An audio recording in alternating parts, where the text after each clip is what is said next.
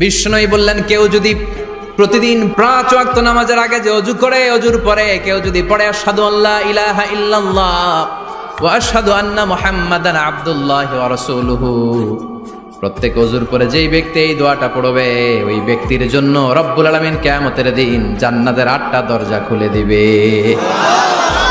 সেও সাইয়েদনা আবু বকরের সাথে সাথে ওই 8টা দরজা যেটা দিয়ে মন চায় ঢুকতে পারবে। কোন সুবহানাল্লাহ।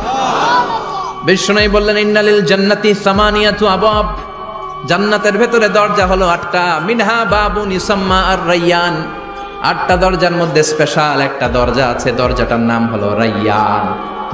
লা ইয়াদখুলুহু ইল্লা সাইমুন, রোজাদাররা ছাড়া কেউ রায়্যান দরজা দিয়ে ঢুকতে পারবে না।